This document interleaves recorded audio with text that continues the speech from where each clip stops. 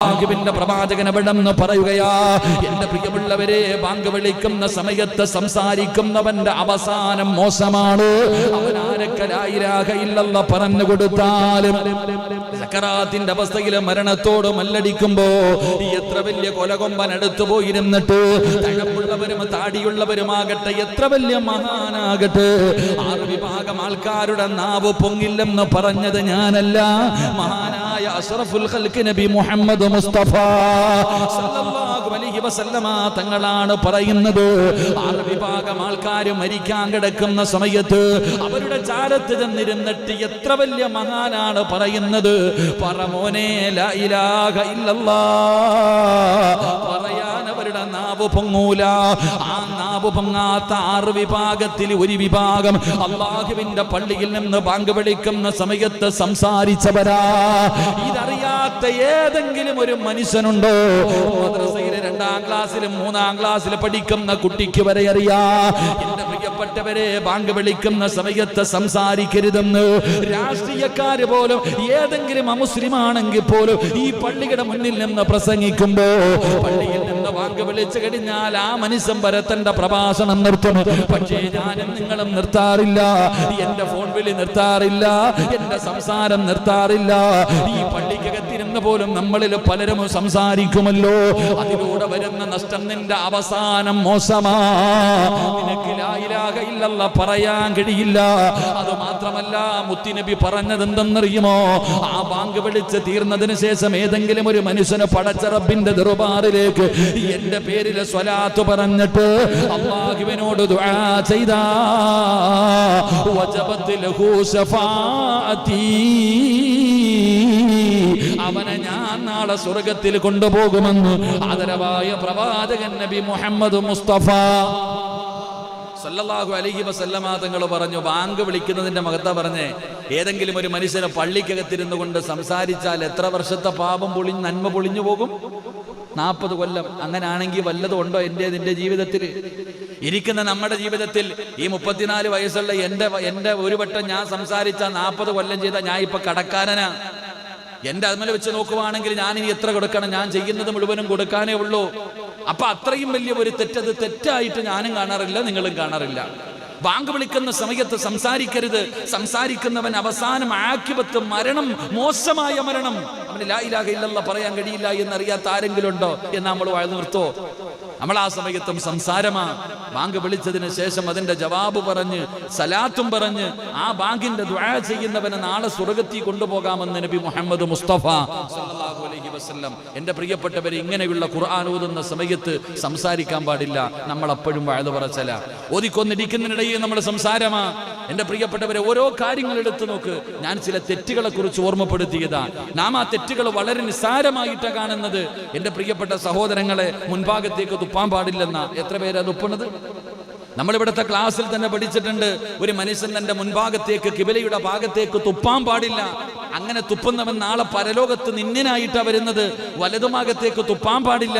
എന്റെ പ്രിയപ്പെട്ട സഹോദരങ്ങളെ, ഈ തുപ്പുന്ന തുപ്പലുകൾ മുഴുവനും അവന്റെ മുഖത്ത്, അവന്റെ നെറ്റിത്തടത്തിൽ, അവന്റെ കണ്ണുകൾക്കിടയിൽ വന്നിട്ട് നാളെ പരലോകത്ത് നിന്ദനായി വരുമെന്ന് നബി മുഹമ്മദ് മുസ്തഫ സല്ലല്ലാഹു അലൈഹി വസല്ലമ തങ്ങൾ പഠിപ്പിക്കുമ്പോ ഇങ്ങനെയുള്ള ചില പാപങ്ങളുണ്ട്. പക്ഷേ ഇത് പാപങ്ങളായിട്ട് ഞാനും നിങ്ങളും കാണാറില്ല, അത് പാപമായിട്ട് പരിഗണിക്കാറില്ല. എന്റെ പ്രിയപ്പെട്ട സഹോദരങ്ങളെ, പ്രവാചകൻ സല്ലല്ലാഹു അലൈഹി വസല്ലമ തങ്ങൾ ഹദീസിന്റെ കിതാബുകളിലുണ്ട്, നിങ്ങൾ ഗുഹ്യഭാഗങ്ങളിലെ, നിങ്ങളുടെ കക്ഷത്തിലെയും നിങ്ങളുടെ ഗുഹ്യഭാഗങ്ങളിലെയും രോമങ്ങൾ നിങ്ങൾ വടിക്കണം. എത്ര ദിവസമാ പറഞ്ഞ്? പറമനുഷ്യന്മാർ എത്ര ദിവസം പറഞ്ഞ്? 4 മാസമായ വടിക്കാറുണ്ടോ? ചിന്തിക്ക്. നമ്മൾ നിസ്സാരമായി തള്ളിക്കളയുന്ന കാര്യം.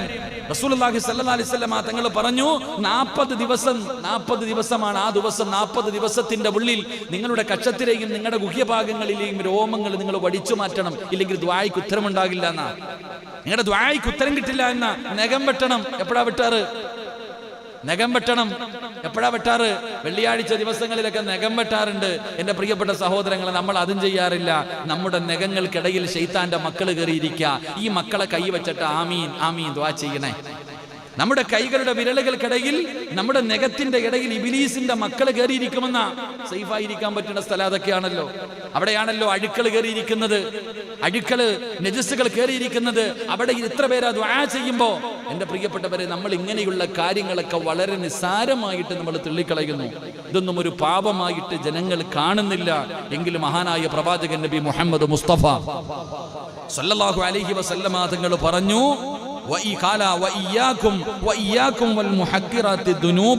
ഈ പാപങ്ങൾ നിങ്ങൾ നിസ്സാരമായിട്ട് ചില പാപങ്ങൾ നിങ്ങൾ കാണുന്നു. പക്ഷേ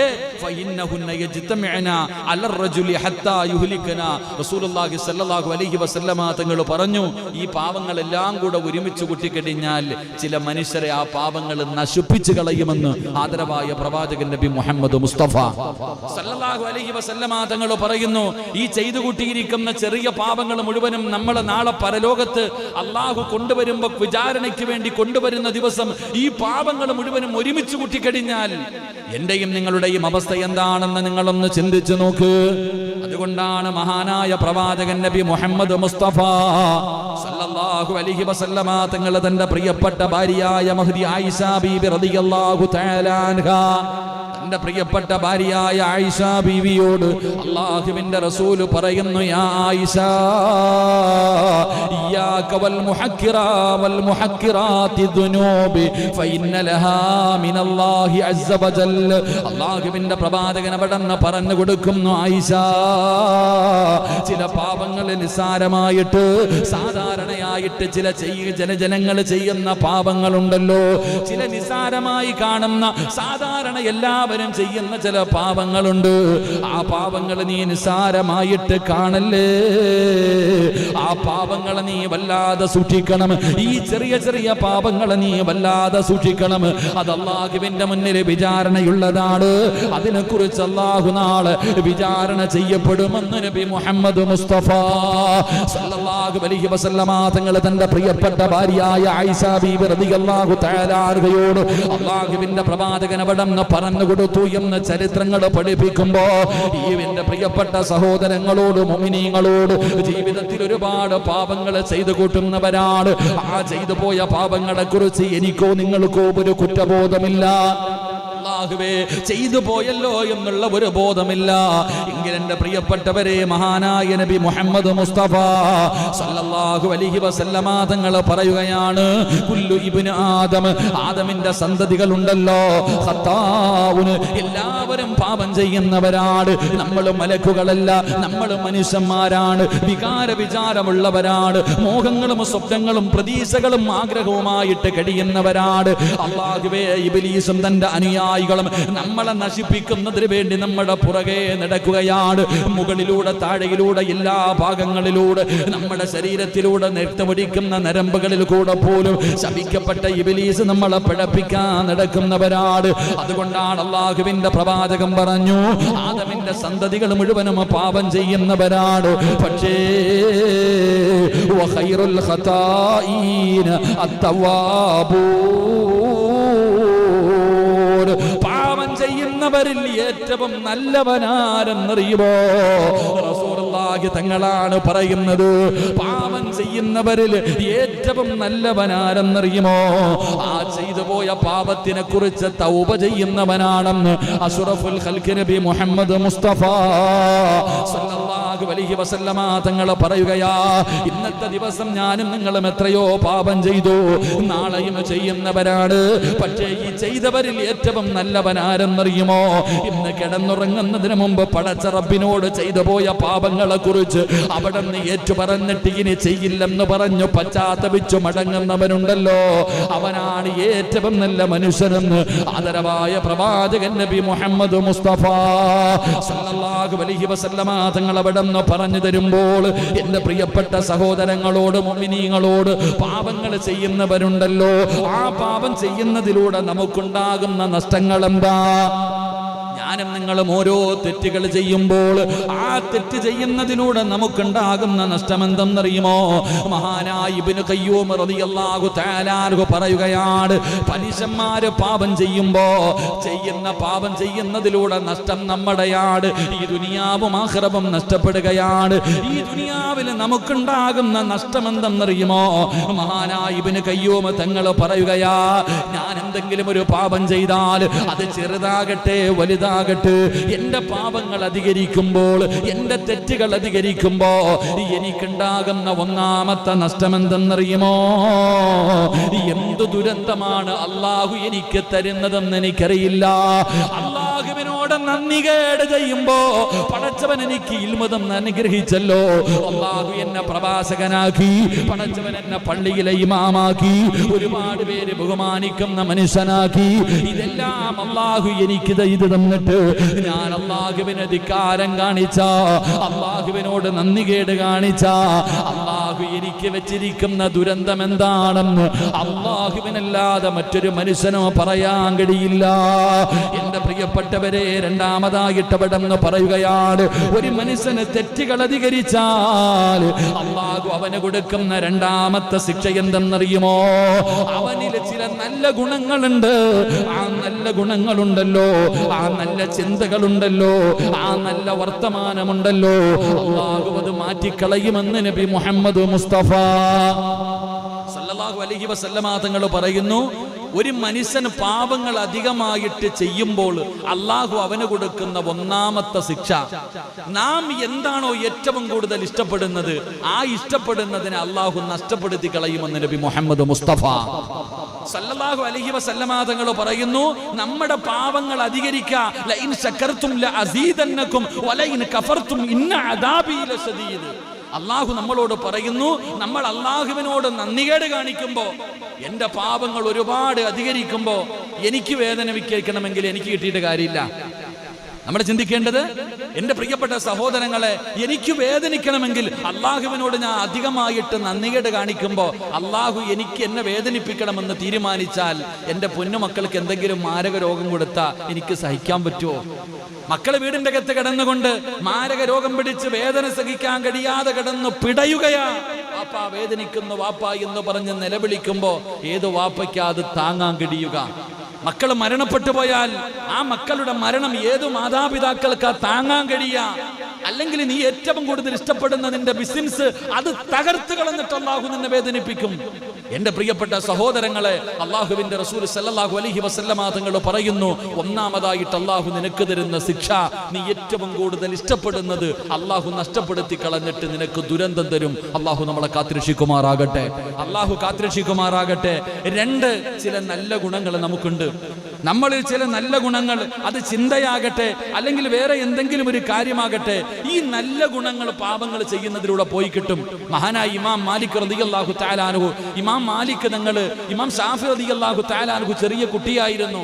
ഷാഫി റളിയല്ലാഹു തആല അൻഹയെ കണ്ടപ്പോ ഇമാം മാലിക് തങ്ങൾ പറഞ്ഞു, മോനെ, നീ തെറ്റുകൾ ചെയ്യാൻ പാടില്ല, നിന്നിൽ ചില നന്മകൾ ഞാൻ കാണുന്നുണ്ട്, നിന്നിൽ ചില നന്മകൾ ഞാൻ കാണുന്നുണ്ട്, അതുകൊണ്ട് നീ തെറ്റുകൾ ചെയ്യരുത്. തെറ്റുകൾ ചെയ്താൽ അള്ളാഹു ആ നന്മയെങ്ങും മായിച്ചു കളയും. അള്ളാഹു കാത്തിരക്ഷിക്കുമാറാകട്ടെ. പലരും ചോദിക്കാറുണ്ടല്ലോ, ഒരു നല്ല ചെറുപ്പക്കാരനായിരുന്നു, ഓനെന്താ ഇങ്ങനെ ആയിപ്പോയെന്ന്. ഒരുപാട് നല്ല കാര്യങ്ങൾ പള്ളിയും പട്ടവുമായി എല്ലാ കാര്യങ്ങൾക്കും ഉണ്ടായിരുന്നൊരു ചെറുപ്പക്കാരനാ, എന്റെ അവൻ ഇങ്ങനെ ആയിപ്പോയത്? എന്റെ പ്രിയപ്പെട്ടവരെ, പാപങ്ങൾ ചെയ്യുന്നതിലൂടെ അള്ളാഹു അവന്റെ ജീവിതത്തിൽ ഉണ്ടായിരുന്ന നല്ല ഗുണങ്ങൾ അള്ളാഹു മാറ്റിക്കളയും. അള്ളാഹു കാത്തിരക്ഷിക്കുമാറാകട്ടെ. മൂന്ന്, എന്റെ പ്രിയപ്പെട്ട സഹോദരങ്ങളെ, തെറ്റുകൾ ചെയ്തു കഴിഞ്ഞാൽ പിന്നെ ചെയ്യാനുള്ള പേടി നഷ്ടപ്പെട്ടു പോകും. പിന്നെ തുടരെ തുടരെ തെറ്റുകൾ, ഒന്നിനു പുറകെ ഒന്നൊന്നായി തെറ്റുകൾ മാത്രം, അല്ലേ? എന്റെ പ്രിയപ്പെട്ട സഹോദരങ്ങളെ, ആദ്യം തെറ്റ് ചെയ്യുമ്പോൾ, ആദ്യം മോട്ടിക്കുമ്പോഴേ പേടിയുള്ളൂ, പിന്നെ പേടിക്കാൻ പേടിയുണ്ടോ? ആദ്യം മോഷണം നടത്തുമ്പോൾ മാത്രമേ ഭയമുള്ളൂ. പിടിച്ചില്ല എന്ന് പറഞ്ഞ് നിർത്തുവോ? ചങ്ങാതിമാരെ നിർത്തുവോ? അതാ ഒന്നും മോട്ടിക്ക്, ആദ്യം ഒന്ന് പഞ്ചിപ്പട്ടിന്ന് കൈയിട്ടെടുക്കുമ്പോൾ അള്ളാടെ വീട് പള്ളി അള്ളാ ബിസ്മില്ലാ പേടിച്ച് പേടിച്ച് പേടിച്ച് ഇത്തിരി എടുക്കും, എന്നിട്ട് അവസാനം ഇത്തിരി തല ഒഴിഞ്ഞിട്ട് അവിടെ തന്നെ ഇട്ട് കൊടുക്കും. എന്തിന്? ആദ്യം എടുക്കാൻ മാത്രമേ പേടിയുള്ളൂ. പിന്നെ എന്റെ പ്രിയപ്പെട്ട സഹോദരങ്ങളെ, പിന്നെ പേടി നഷ്ടപ്പെട്ടു പോയി. ഈ അടുത്തൊരു ഉസ്താദ് പറഞ്ഞ അനുഭവം എനിക്ക് ഓർമ്മ വരിക. ഒരു പള്ളിയിലെ ഉസ്താദ് പറഞ്ഞ ഒരു അനുഭവം. എന്റെ പ്രിയപ്പെട്ട സഹോദരങ്ങളെ, പള്ളി കമ്മിറ്റിക്കാര് ഒരു മക്ബറയൊക്കെ ഉള്ള പള്ളിയാ. മക്ബറയിലെ പൈസയൊക്കെ എണ്ണിക്കൊണ്ടിരിക്കുന്ന സമയത്ത് പള്ളിയുടെ കമ്മിറ്റിയിലെ ചില ആൾക്കാർ തിരിച്ച് എടുക്കുക. ആ സമയത്ത് ഉസ്താദ് കണ്ടു. ഉസ്താദിനോട് പറയാ, വേണമെങ്കിൽ എടുത്തോ, ഇല്ലെങ്കിൽ ജോലി പോകുന്നു. ഉസ്താദ് വേണമെങ്കിൽ വല്ലതും എടുത്തോ പറയാൻ നിന്നാ ജോലി തന്നെ പോകും. ഇതാ അവസ്ഥ. എന്ത് പേടിയിപ്പല്ലേ? അള്ളാഹു നമുക്ക് ഈമാൻ നൽകി അനുഗ്രഹിക്കുമാറാകട്ടെ. ഞാൻ പറഞ്ഞു വന്നത്, എൻ്റെ പ്രിയപ്പെട്ട സഹോദരങ്ങളെ, അതുകൊണ്ട് എത്രയോ ചരിത്രങ്ങൾ നമ്മൾ പറഞ്ഞിട്ടുണ്ട്. കഴിഞ്ഞ ക്ലാസ്സിൽ നമ്മൾ പഠിച്ചു, ഒരു ഇബ്ലീസ് ഒരു മനുഷ്യനോട് പറഞ്ഞത് ഒരു കള്ളു കുടിക്കാനാ. നീ പോയി കള്ളു പിടിക്കാനാ പറഞ്ഞേ, പോയി കള്ളു കുടിച്ചു കഴിഞ്ഞപ്പോൾ വ്യഭിചരിച്ചു കഴിഞ്ഞപ്പോൾ കൊല ചെയ്തിട്ട് അവസാനം ശിർക്കും ചെയ്തിട്ട് ചത്തുപോയി. ഒരു പാപം പിന്നെ ആവർത്തിക്കാൻ എളുപ്പമാണ്. പാപങ്ങളിലേക്ക് വലിച്ചു കൊണ്ടുപോകും. മഹാനായ ഇബ്നു ഖയ്യിം റളിയല്ലാഹു തആല അൻഹു പറയുന്നു, എന്റെ പ്രിയപ്പെട്ട സഹോദരങ്ങളെ, തെറ്റ് ചെയ്യുന്നതിലൂടെ അള്ളാഹു ദുനിയാവിൽ നിന്നെ നിന്നിനാക്കുമെന്ന് നബി മുഹമ്മദ് മുസ്തഫ സല്ലല്ലാഹു അലൈഹി വസല്ലം തങ്ങൾ പ്രവാചകൻ പറയുന്നുണ്ട്. ഖുർആൻ പറഞ്ഞതാ, പാപങ്ങൾ ചെയ്യുമ്പോൾ അള്ളാഹു നമ്മളെ നിന്നിനാക്കും, നിസാരനാക്കും, എല്ലാ വിലയും നഷ്ടപ്പെട്ടു പോകും. അതുപോലെ തന്നെ പ്രവാചകൻ സല്ലല്ലാഹു അലൈഹി വസല്ലം തങ്ങൾ പറയുന്നു, തെറ്റുകൾ ചെയ്യുന്നതിലൂടെ അള്ളാഹു നമ്മുടെ മുഖത്തുള്ള ഈമാനിന്റെ പ്രകാശം എടുത്ത് നഷ്ടപ്പെടുത്തും.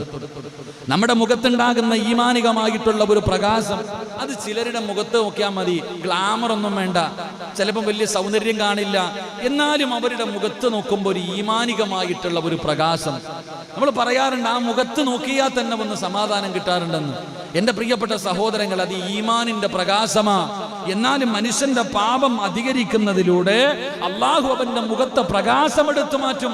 ഈമാനികമായിട്ടുള്ള പ്രകാശം അവന്റെ മുഖത്ത് നിന്ന്, അവന്റെ ഹൃദയത്തിൽ നിന്ന്, അവന്റെ എല്ലാ കാര്യങ്ങളിൽ നിന്നും അള്ളാഹു ആ പ്രകാശം എടുത്തു മാറ്റുമെന്ന് നബി മുഹമ്മദ് മുസ്തഫ സല്ലല്ലാഹു അലൈഹി വസല്ലം. ഒരു കാര്യം കൂടെ പറയാം, ഒരു മനുഷ്യന്റെ പാപങ്ങൾ അധികരിക്കുമ്പോൾ അള്ളാഹു അവന്റെ ജീവിതത്തിൽ നിന്ന് ബറക്കത്ത് എടുത്തു മാറ്റും.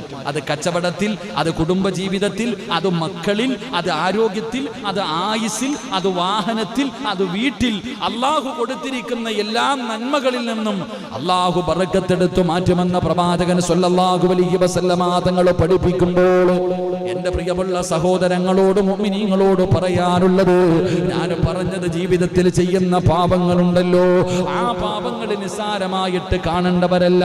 അത് ചെറുതാകട്ടെ വലുതാകട്ടെ, എന്ത് പാപമാണ് ചെയ്യുന്നതെങ്കിലും ആ പാപത്തെ കുറിച്ച് നിങ്ങൾ അള്ളാഹുവിനോട് പശ്ചാത്തപിച്ച് മടങ്ങണേ. നിങ്ങളുടെ ജീവിതത്തിൽ മാറ്റം വരുത്തണേ. നിങ്ങൾ അള്ളാഹുവിനെ ഭയന്നുകൊണ്ട് ജീവിക്കണേ. എന്റെ പ്രിയപ്പെട്ട സഹോദരങ്ങളോട്, മുഅ്മിനീങ്ങളോട്, ഓരോ രാത്രിയും പടച്ചവനോട് പശ്ചാത്തപിച്ചാതെ കിടന്നുറങ്ങരുത്. കാരണം മരണം എപ്പോഴെവിടെ വെച്ചാണ് കടന്നു വരുന്നതെന്നറിയില്ല. ഇന്ന് രാവിലെ പത്രമെടുത്തു നോക്കുമ്പോൾ പന്തളത്തുള്ള ഒരു പ്രിയപ്പെട്ട സഹോദരൻ കരഞ്ഞുകൊണ്ട് വിളിച്ച, ഉസ്താദ് ഇന്ന് ദുആ ചെയ്യണേ, ഇന്ന് ദുആ ചെയ്യണേ. കാരണം ഉസ്താദിന്റെ വാട്സപ്പ് ഗ്രൂപ്പിലുള്ള ഒരു ചെറുപ്പക്കാരനാ. ഉസ്താദിന്റെ പ്രസംഗം കുടുംബസമേതം കേൾക്കുന്നതാണ്. പടച്ചവനെ, ഇന്ന് ആറടി മണ്ണിന്റെ അകത്താ. എല്ലാവരും അതിന്റെ വീഡിയോ കണ്ടോ? പടച്ചവനെ, ട്രാൻസ്പോർട്ട് ബസിന്റെ മുന്നിലേക്ക് ഒരു കാറ് പോയി പാഞ്ഞു കയറുകയാണ്. ഉറങ്ങിപ്പോയതാകാം, എന്തുമാകാം, അല്ലാഹുവിന്റെ തീരുമാനമാണല്ലോ. പടച്ചവനെ, ഒരു കുടുംബത്തിന്റെ പ്രതീക്ഷ ഭാര്യയും ഭർത്താവും കൂടെ ഒറ്റയടിക്ക്. അതുകൊണ്ടാണ് പടച്ചവനെ പ്രവാചകൻ പറഞ്ഞത്, മഹാന്മാര് പറയുന്നുണ്ട്, ഒരു കുടുംബത്തിലെ എല്ലാവരും ഒരുമിച്ച് ഒരു വാഹനത്തിൽ സഞ്ചരിക്കരുത്. അല്ലാഹു നമുക്ക് ഈമാൻ തരുമാറാകട്ടെ. എന്താ പറഞ്ഞേ? അതുകൊണ്ട് ആ മഹത്തുക്കൾ പറയുന്നത്, ഒരു കുടുംബത്തിലെ എല്ലാവരും കൂടെ ഒരുമിച്ച് എന്ത് ചെയ്യാൻ പാടില്ല, ഒരു വാഹനത്തിൽ പോകാൻ പാടില്ല. കാരണം എന്തെങ്കിലും സംഭവിച്ചു കഴിഞ്ഞാൽ എല്ലാം പോകും. തന്റെ പ്രിയപ്പെട്ട മകനെ എയർപോർട്ടിൽ കൊണ്ടുപോയി വിട്ടിട്ട് തിരിച്ചു വന്നതാ. അള്ളാഹുവേ, ആ മകൻ പോയതുപോലെ തിരിച്ചു വന്നു. എന്തിന്? ഉപ്പാടെയും ഉമ്മാടെയും മയ്യത്ത് കബറടക്കാൻ. അള്ളാഹു അവരുടെ മണ്ണറ അള്ളാഹു മണിയറയാക്കി കൊടുക്കുമാറാകട്ടെ. അള്ളാഹു അവരുടെ കബറിടം അള്ളാഹു വിശാലമാക്കി കൊടുക്കുമാറാകട്ടെ. ആ കുടുംബത്തിന് അള്ളാഹു സമാധാനം നൽകി അനുഗ്രഹിക്കുമാറാകട്ടെ. അതുകൊണ്ട് എൻ്റെ പ്രിയമുള്ള സഹോദരങ്ങളെ, അള്ളാഹുവിനെ ഭയന്നുകൊണ്ട് ജീവിക്ക്. തഖ്വയുള്ള ഒരു ജീവിതം, തഖ്വയുള്ള ഒരു ജീവിതം. ആ ജീവിതം കൊണ്ട് നമ്മുടെ ദുനിയാവും ആഖിറവും നമുക്ക് രക്ഷപ്പെടുത്താൻ കഴിയോ? അള്ളാഹുവിനെ ഭയന്നുകൊണ്ടൊരു ജീവിതമല്ലാതെ വേറെ ഒരു ജീവിതം കൊണ്ട് ഈ ദുനിയാവും ആഖിറവും നമുക്ക് രക്ഷപ്പെടാൻ കഴിയില്ല. മഹാനായ പ്രവാചകൻ സല്ലല്ലാഹു അലൈഹി വസല്ലമ തങ്ങൾ, മഹാനായ സയ്യിദുനാ അബൂ ഹുറൈറ റളിയല്ലാഹു തആല അൻഹു, അബൂ ഹുറൈറ റളിയല്ലാഹു തആല അൻഹു ഇവിടുന്ന് പറയുകയാണ്, ഒരു സത്യവിശ്വാസിക്ക് ലഭിക്കുന്ന ഏറ്റവും വലിയ അമൂല്യമായ നിധി എന്തെന്നറിയുമോ? ഒരുപാട് പണം കിട്ടലല്ല, ഒരുപാട് സമ്പത്തുണ്ടാകലല്ല, ഒരുപാട് അനുഗ്രഹങ്ങൾ ഉണ്ടാകാറല്ല, ഭാര്യയോ മക്കളോ കൂട്ടുകാരോ കുടുംബക്കാരോ കൊട്ടാരമോ വാഹനമോ, ഇതൊന്നുമല്ല. മഹാനായ സയ്യിദുനാ അബൂ ഹുറൈറ റളിയല്ലാഹു തആല അൻഹു, ആ സ്വഹാബിയുടെ ചരിത്രം നമ്മൾ വായിച്ചവരാണ്, ആ സ്വഹാബിയുടെ ചരിത്രം നമ്മൾ പഠിച്ചവരാണ്. ഏത് ഹദീസിന്റെ കിതാബ് എടുത്തു നോക്കിയാലും ഈ സ്വഹാബിയുടെ പേരില്ലാത്ത ഹദീസിന്റെ കിതാബില്ല. കാരണം ഒരുപാട് ഹദീസുകൾ റിപ്പോർട്ട് ചെയ്ത സ്വഹാബിയാ മഹാനായ സയ്യിദുനാ അബൂ ഹുറൈറ റളിയല്ലാഹു റളിയല്ലാഹു തആല അൻഹു ആ സ്വഹാബിയാണ് പറയുന്നത് ഒരു സത്യവിശ്വാസിക്ക് അല്ലാഹു കൊടുക്കുന്ന ഏറ്റവും വലിയ നിധി എന്തെന്നറിയുമോ?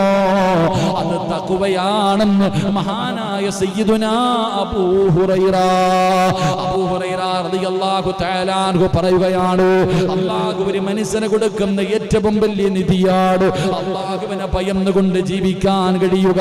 ഒരാളുടെ ഹൃദയത്തിന്റെ അകത്ത് അല്ലാഹുവിനെ കുറിച്ചുള്ള ഭയം കടന്നു വരിക. മഹാനായ അബൂ ഹുറൈറ റളിയല്ലാഹു തആല അൻഹുവിനോട് ഒരു മനുഷ്യന് തഖ്വയെ കുറിച്ച് ചോദിച്ചപ്പോ, എന്താണ് തഖ്വ എന്ന് ചോദിച്ചപ്പോ അബൂ ഹുറൈറ തങ്ങൾ പറയുകയാണ്, അറഅയ്ത ഇൻ മശൈത അലാ അർദിൻ ദാത്തി ശൗകത്തിൻ വഹസകിൻ മാദാ കുന്ത തഫഅലു. മഹാനവറുകൾ അവിടെന്ന് ചോദിക്കുകയാണ്, ഒരാൾ ചോദിക്കുന്ന തങ്ങളെ തഖ്വ എന്ന് പറഞ്ഞാൽ എന്താ? തഖ്വ എന്ന് പറഞ്ഞാൽ എന്താ? അബൂ ഹുറൈറ റളിയല്ലാഹു തആല അൻഹു അവിടെന്ന് ആ ചെറുപ്പക്കാരനോട് ചോദിക്കുകയാണ്, മുള്ളുകൾ നിറഞ്ഞ ഭൂമിയിലൂടെ നടക്കുമ്പോൾ നീ എന്താണ് ചെയ്യുന്നത്? കല്ലും മുള്ളുകളും കിടക്കുന്ന റോഡിലൂടെ നടന്നു പോകുമ്പോൾ നീ എന്താണ് ചെയ്യുന്നത്?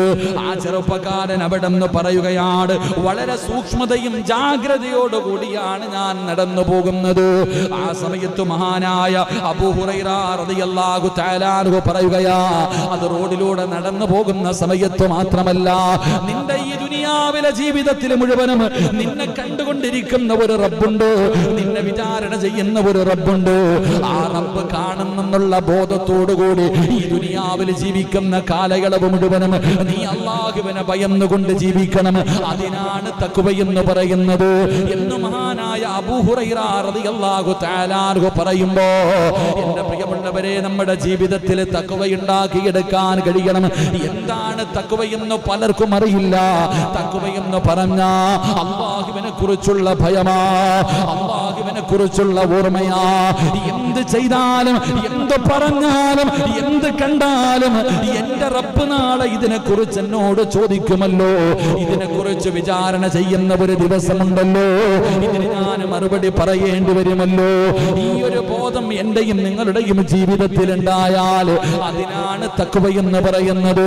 ആ തഖ്വ ജീവിതത്തിലേക്ക് കടന്നു വന്ന ഏതെങ്കിലും ഒരു മനുഷ്യന്റെ ജീവിതത്തിലേക്ക് അല്ലാഹുവിനെ കുറിച്ചുള്ള ഭയം കടന്നു വന്നാൽ അല്ലാഹു അവന് കൊടുക്കുന്ന പ്രതിഫലം എന്തെന്നറിയുമോ?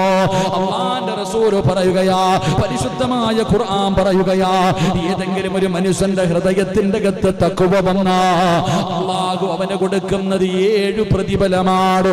7 പ്രതിഫലം അല്ലാഹു തഖ്വയുള്ള മനുഷ്യന് കൊടുക്കുമെന്ന് ആദരവായ പ്രവാചകൻ നബി മുഹമ്മദ് മുസ്തഫ സല്ലല്ലാഹു അലൈഹി വസല്ലമ തങ്ങൾ പറയുന്നു, തഖ്വ ഒരാളുടെ ജീവിതത്തിൽ ഉണ്ടായാൽ, തഖ്വ എന്ന് പറഞ്ഞാൽ അല്ലാഹുവിനെ കുറിച്ചുള്ള ഭയം, അല്ലാഹുവിനെ കുറിച്ചുള്ള പേടി, ഈമാൻ.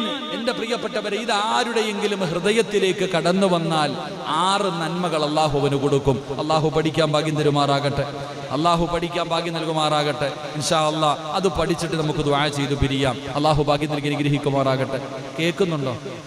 കുഴപ്പമൊന്നുമില്ലല്ലോ, വ്യക്തമാകുന്നുണ്ടല്ലോ? ഇൻഷാ അല്ലാഹ്. എന്താണെന്നറിയില്ല, ഇന്നത്തെ മൈക്ക് സെറ്റ് തൊണ്ട പിടിക്കുന്നുണ്ട്. നാളെ വാഴന്നുള്ളതാ. അവിടെ പോയിട്ട് ഒന്നാമത്തെ കാര്യത്തിൽ തീരുമാനമായിരിക്കുക. എന്തായാലും കമ്മിറ്റിക്കാരെ കൊണ്ടുപോകുന്നുണ്ട്. പരിപാടിക്ക് പോകുമ്പോൾ എന്തായാലും കമ്മിറ്റിയിലെ 3-4 പേരുണ്ട്. കുഴപ്പമൊന്നുമില്ല. കാരണം അടി കിട്ടാതെ തിരിച്ചു വന്നാൽ കൊള്ളാം. ഡേറ്റ് കൊടുത്തിട്ട് ക്യാൻസലായി കഴിഞ്ഞാൽ പിന്നെ തല്ല. ഡേറ്റ് വാങ്ങുമ്പോൾ വലിയ സ്നേഹം എല്ലാവർക്കും. ഉസ്താദെ ഉസ്താദെ ഉസ്താദെ ഉസ്താദെ. ഡേറ്റ് കിട്ടിക്കഴിഞ്ഞിട്ട് പിന്നെ ഉസ്താദൊക്കെ പോയി, പിന്നെ ബാക്കിയുള്ള കാര്യം കൊട്ടേഷൻ ടീം എടുത്തേക്കണ പോലെ. നമ്മുടെയൊക്കെ കാര്യം വളരെ കഷ്ടമാണ്. നിങ്ങൾക്ക് അതൊന്നും അറിയില്ലല്ലോ. ആദ്യമൊക്കെ ഡേറ്റ് മേടിക്കുമ്പോൾ സ്നേഹത്തോടു കൂടി എല്ലാവരും മേടിക്കും. പിന്നെ പരിപാടിയിൽ പോകാൻ കഴിയാതെ വരികയോ വല്ല മരണം, നമ്മൾ പൊക്കോണം.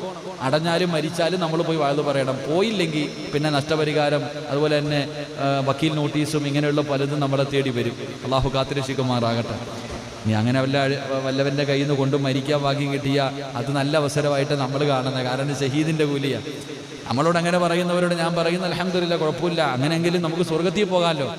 അള്ളാഹു നമുക്കൊക്കെ നല്ല മരണം നൽകി അനുഗ്രഹിക്കുമാറാകട്ടെ.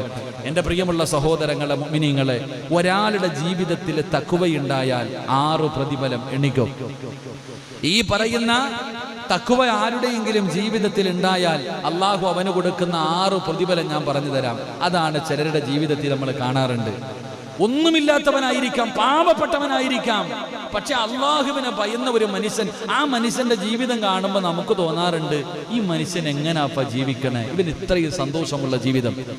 എന്റെ പ്രിയപ്പെട്ട സഹോദരങ്ങളെ, ചില പള്ളിയിലെ ഞാൻ അത്ഭുതത്തോടു കൂടി ചിന്തിക്കാറുണ്ട്, പള്ളിയിലെ ഖതീബിനെക്കാളും അടിപൊളിയായിട്ട് ജീവിക്കണ എത്രയോ മുഅദ്ദിന്മാരുണ്ട്. അള്ളാഹു ഈമാൻ തരുമാറാകട്ടെ. പരമനുഷ്യന്മാരെ, പള്ളിയിലെ ഖതീബിനെക്കാളും നല്ല ഇസ്സത്തോടുകൂടി പട്ടിണിയും പരിവട്ടവും ഇല്ലാതെ ജീവിക്കണ പള്ളിയിലെ ബാങ്ക് വിളിക്കുന്ന മുഅദ്ദിനായിരിക്കും. കാരണം അദ്ദേഹത്തിന് പള്ളിയുമായിട്ട് അത്രയും ബന്ധമാണ്. അദ്ദേഹത്തെ ചില പ്രായമുള്ളവർ ബാങ്ക് വിളിക്കുമ്പോൾ, ഈ അടുത്ത് ഈ ലോക്ക്ഡൌണിന്റെ ഒക്കെ സമയത്ത് ഏതോ ഒരു പള്ളിയിൽ ബാങ്ക് വിളിച്ചപ്പോൾ മുഅദ്ദിന് കരയുക. നിങ്ങളെല്ലാവരും വീട്ടിൽ നിസ്കരിച്ചോ എന്ന് പറയുന്ന ഒരു അവസരം കേട്ടപ്പോൾ കരഞ്ഞോണ്ട് പറയണേ. അല്ലാഹു സുബ്ഹാനഹു വ തആല അവർക്കൊക്കെ ഈമാൻ നൽകുമാറാകട്ടെ. മുസമ്മിലൊക്കെ നാളെ അവിടെ വെച്ച് കാണുമ്പോൾ നമ്മളെ പരിഗണിച്ചാൽ മതിയായിരുന്നു. കാരണം അള്ളാഹു ഈ ഏറ്റവും കൂടുതൽ പ്രതിഫലമാണ്. പള്ളിയിലെ ബാങ്ക് വിളിക്കുന്ന മുഅദ്ദിൻ എന്ത് പ്രതിഫലം എന്നറിയോ? ഈ പായിപ്പാടിലെ രാജാവ് മുസമ്മില, പണവും വീടും ഇല്ലെന്നേ ഉള്ളൂ. എന്താ ഷൗക്കണ്ണ ഒരു വല്ലാതിരിക്കുന്നു. മുസമ്മിൽ ഉസ്താദിനെ സംബന്ധിച്ചിടത്തോളം നാളെ അള്ളാഹുവിന്റെ മുന്നിൽ രാജാവാ. കാരണം ഹാഫിള്, ഒന്ന് ഹാഫിള്, പിന്നെയോ ഈ ബാങ്ക് വിളിക്കണത് മതി ഈ ചങ്ങാതിക്ക് രക്ഷപ്പെടാൻ. ഈ ചങ്ങാതി എന്താ ഇപ്പൊ ചങ്ങാതിമാരെ, ബാങ്ക് വിളിക്കണ സമയത്ത് ഈ ശൈത്താൻ ഓടുന്ന എന്തിനാ അറിയോ? ബാങ്ക് വിളിക്കുന്ന സമയത്ത് മാത്രം ഈ പട്ടി കിടന്നിട്ടുള്ളൊരു കൂവലുണ്ട്, ഒരു നിലവിളി കണ്ടിട്ടുണ്ടാ? എന്തേ പട്ടി ആ സമയത്ത് കൂവണേ? എന്തുകൊണ്ടാണ് ബാങ്ക് വിളിക്കുന്ന സമയം ഇബിലീസ് ഓടുന്നത് കണ്ടിട്ടാ ഈ പട്ടി കൂവണേ? ആര്? ശൈത്താൻ ഓടുന്നത് കണ്ടിട്ടല്ലേ ഈ പട്ടി കൂവണേ? നിങ്ങൾ എന്താ വെടികൊണ്ടതുപോലെ ഇരിക്കണേ? ആണോ അല്ലേ? എന്താ ഇപ്പൊ ശൈത്താൻ ഓടണേ? മഹാനായ അബൂ ഹുറൈറ റളിയല്ലാഹു തആല അൻഹു പറയുന്നുണ്ട്, ബാങ്ക് വിളിക്കുന്ന ശബ്ദം ഈ ഭൂമിയിൽ എന്തെല്ലാം വസ്തുക്കൾ കേൾക്കുന്നുണ്ടോ, ആ കേൾക്കുന്ന സർവ്വ വസ്തുക്കളും നാളെ അള്ളാഹുവിനോട് പറയും, പടച്ചവനെ, മുസമ്മില് ബാങ്ക് വിളിക്കുന്നത് ഞാൻ കേട്ടു പടച്ചവനെ. മണ്ണ് പറയും, ഇല പറയും, മൃഗം പറയും, മനുഷ്യൻ പറയും, സർവ്വ ചരാചരങ്ങളും അള്ളാഹുവിനോട് പറയും, ഞാൻ കേട്ടു പടച്ചവനെ, ഈ മനുഷ്യന് നീ പുറത്തു കൊടുക്കല്ല, സ്വർഗം കൊടുക്കണേ അല്ല. ലോകത്ത് ബാങ്ക് വിളിക്കുന്നത് കേൾക്കുന്ന സർവ്വ ചരാചരങ്ങളും പറയും. ഇബിലീസ് എങ്ങാണം ബാങ്ക് വിളിക്കുന്നത് കേട്ടാ അവൻ അള്ളാനോട് പറയണം, മുസമ്മിൽ ബാങ്ക് വിളിക്കുന്നത് ഞാൻ കേട്ടു പടച്ചവനെ സ്വർഗം കൊടുക്കെന്ന് പറയേണ്ടി വരും. അതുകൊണ്ടാ ഓൻ ഓടുന്നത്. അള്ളാഹു കാത്തിരക്ഷിക്കുമാറാകട്ടെ. അവന്റെ പുറകിലും ചിലർ ഓടും. കണ്ടിട്ടുണ്ടാ? നിങ്ങൾ കണ്ടിട്ടുണ്ടാ? ശൈത്താൻ ഓടുന്നതിന്റെ തൊട്ടു പുറകി വേറെ കുറച്ച് പേര് ബാങ്ക് വിളിക്കുന്നവർ ഇവിടെയൊക്കെ കാണും. ബാങ്ക് വിളിച്ചു കഴിയുമ്പോൾ പതുക്കെ ഇറങ്ങി അങ്ങോട്ട് പോകും. അള്ളാഹു കാത്തിരക്ഷിക്കുമാറാകട്ടെ. അള്ളാഹു ആ കൂട്ടത്തിൽ നിന്ന് നമ്മൾ കാക്കുമാറാകട്ടെ. എന്റെ പ്രിയമുള്ള സഹോദരങ്ങളെ, മഹാനായ നബി മുഹമ്മദ് മുസ്തഫ സല്ലല്ലാഹു അലൈഹി വസല്ലമ തങ്ങൾ അവിടെന്ന് പറയുകയാണ്, തഖ്വ ജീവിതത്തിലേക്ക് കടന്നു വന്നാൽ, ഏതെങ്കിലും ഒരു മനുഷ്യന്റെ ജീവിതത്തിലേക്ക് തഖ്വ കടന്നു വന്നാൽ, ആ മനുഷ്യൻ അല്ലാഹു കൊടുക്കുന്ന ഒന്നാമത്തെ പ്രതിഫലം എന്തെന്നറിയുമോ? അൽ ഹിഫ്ദു മിനൽ അഅദാ. അല്ലാഹു ആ മനുഷ്യന് കൊടുക്കുന്ന ഒന്നാമത്തെ പ്രതിഫലം ശത്രുക്കളിൽ നിന്ന് അല്ലാഹു സംരക്ഷണം കൊടുക്കുമെന്ന് നബി മുഹമ്മദ് മുസ്തഫ സല്ലല്ലാഹു അലൈഹി വസല്ലമ തങ്ങൾ പറയുകയാണ്. അല്ലാഹുവേ, ഒരു മനുഷ്യന്റെ ഹൃദയത്തിന്റെ അകത്തേക്ക് തഖ്വ കടന്നു വന്നാൽ ആ മനുഷ്യൻ അല്ലാഹു കൊടുക്കുന്ന ഒന്നാമത്തെ പ്രതിഫലം, ഈ ലോകത്ത് അവൻ അല്ലാഹുവിനെ അല്ലാതെ മറ്റൊരു മഖ്ലൂഖിനെയും അവന് ഭയപ്പെടില്ല, അവന് പേടിക്കേണ്ട ആവശ്യമില്ല. അവന് വല്ലാത്ത ധൈര്യമാണ്, അവന് വല്ലാത്ത ധൈര്യമാണ്. ഇത് പറഞ്ഞതാരെന്നറിയുമോ? അല്ലാഹുവിന്റെ ഖുർആനാ പറയുന്നത്, വഇൻ തസ്ബിറു വതത്തഖു ലാ യദുറുക്കും കൈദുഹും ശൈആ. പറഞ്ഞത്, ഒരു മനുഷ്യന്റെ ജീവിതത്തിലേക്ക് തഖ്വ കടന്നു വന്നാൽ, ആ തഖ്വ കടന്നു വന്നു കഴിഞ്ഞാൽ ആ മനുഷ്യൻ അല്ലാഹു കൊടുക്കുന്ന ഒന്നാമത്തെ പ്രതിഫലം ശത്രുക്കൾക്ക് അവനെ പേടിയാണ്. അതുകൊണ്ടാണ് പടച്ചവന് മഹാനായ സയ്യിദുനാ ഉമർ ഇബ്നുൽ ഖത്താബ് റളിയല്ലാഹു തആല അൻഹു, ആ ഉമർ തങ്ങൾ നടന്നു വരുന്ന വഴിയിലൂടെ ഇബ്ലീസ് പോലും നടന്നു വരില്ലായിരുന്നു. ഇബ്ലീസ് ആരാണ്? അല്ലാഹുവിനോട് ഇബ്ലീസ് അല്ലേ പറഞ്ഞത്, പടച്ചവനെ തകർക്കും തമ്പുരാന്, നശിപ്പിക്കും തമ്പുരാന്, ഈ ആദമിന്റെ സന്തതികളെ മുഴുവനും ഞാൻ പിഴപ്പിക്കും തമ്പുരാന്, ഒരുത്തനെ പോലും ഞാൻ വെറുതെ വിടില്ല തമ്പുരാന് എന്ന് ഇബ്ലീസാണ് അല്ലാഹുവിനോട് പറഞ്ഞത്. ആ ഇബ്ലീസാണ് മഹാനായ ഉമർ തങ്ങളെ കാണുമ്പോ ഓടി ഒളിക്കുന്നത്.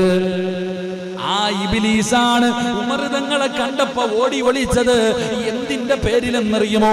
ഉമർ ഇബ്നുൽ ഖത്താബ് തങ്ങളുടെ ഈമാനിന്റെ ബലത്തിന്റെ മുന്നിൽ, ആ തഖ്വയുടെ മുന്നിൽ എന്റെ പ്രിയപ്പെട്ട സഹോദരങ്ങള്, നിങ്ങൾ പഴയ ചരിത്രം എടുത്ത് നോക്ക്. എത്ര വലിയ ഭരണാധികാരിയാകട്ടെ, എത്ര വലിയ അധികാരമുള്ളവനും ആൾബലമുള്ളവനും ഒരു യഥാർത്ഥ ഈമാനുള്ള ഒരു പണ്ഡിതന്റെ മുന്നിൽ എത്രയോ മഹാന്മാരുടെ മുന്നിൽ മുട്ടിടിക്കുമായിരുന്നു. ഒരുപാട് കാലഘട്ടം പുറകിലേക്ക് ചിന്തിച്ചു നോക്കൂ. ചില ഈമാനുള്ളവരെ പേടിയായിരുന്നു. ഇന്നും അങ്ങനെ തന്നെയാണ്.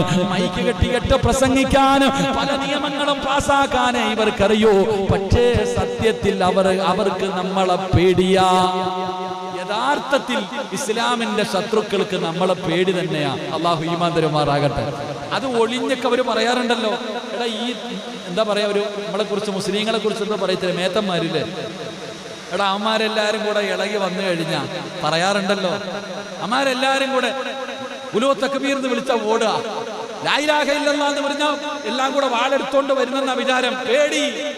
എന്റെ പ്രിയമുള്ള സഹോദരങ്ങളെ, അള്ളയല്ലേ പറഞ്ഞത്, മഹാനായ നബി സല്ലല്ലാഹു അലൈഹി വസല്ലമ തങ്ങളല്ലേ പറഞ്ഞത്, ഒരു മനുഷ്യന്റെ ഹൃദയത്തിന്റെ അകത്ത് അള്ളാഹിനെ കുറിച്ചുള്ള പേടി മതി, അള്ളാഹുവിനെ കുറിച്ചുള്ള ഭയം മതി. ഒരാളുടെ ഹൃദയത്തിന്റെ അകത്ത് തഖ്വ വന്ന അവനെ ഭയക്കും എല്ലാവരും. അവൻ ആരെയും ഭയക്കണ്ട, അവൻ അള്ളാഹിനെ മാത്രം ഭയന്നാ മതി. ഞാൻ അള്ളാഹുവിനെ മാത്രം ഭയന്നാ മതി. എന്റെ റബ്ബാണ് അള്ളാഹ്, എന്നെ പടച്ചവനാ അള്ളാഹ്. ആ അള്ളാഹുവിനെ മാത്രം ഞാൻ ഭയക്കുന്ന ഒരവസ്ഥ എത്തിക്കഴിഞ്ഞാ ബാക്കി എല്ലാവരും എന്നെ ഭയക്കും. അവരുടെ ഹൃദയത്തിന്റെ അകത്ത് അള്ളാഹു ഭയം കൊടുക്കും. ആരാ പറഞ്ഞത്? മഹാനായ നബി മുഹമ്മദ് മുസ്തഫ സല്ലല്ലാഹു അലൈഹി വസല്ലമ തങ്ങളാണ് അവിടെ നിന്ന് പറയുന്നത്. എന്റെ പ്രിയമുള്ളവരെ, അസ്വദുൽ അൻസി എന്ന് പറയുന്ന ഒരു മനുഷ്യനുണ്ടായിരുന്നു. അവന് പ്രവാചകനാണ്, അവൻ പ്രവാചകനാണെന്ന് വാദിക്കുന്നവനാണ്. യമൻ എന്ന് പറയുന്ന നാട്ടിലാണ് അവന് കടന്നു വന്നത്. അവൻ അവിടെ നിന്ന് പറയുന്നു, ഞാനാണ് പ്രവാചകൻ, ഞാൻ അല്ലാഹുവിന്റെ നബിയാണെന്ന് പറഞ്ഞു വാദിച്ചുകൊണ്ട് നടക്കുകയാ. ആ സമയത്താണ് യമനിലുണ്ടായിരുന്ന അബൂ മൂസൽ ഖൗലാനി എന്ന് പറയുന്ന പണ്ഡിതനുണ്ടല്ലോ, അല്ലാഹുവിനെ ഭയന്ന് ജീവിച്ചിരുന്ന ഈ പണ്ഡിതനുണ്ടല്ലോ, ആ പണ്ഡിതൻ ഇവൻ കള്ളപ്രവാചകനാണെന്ന്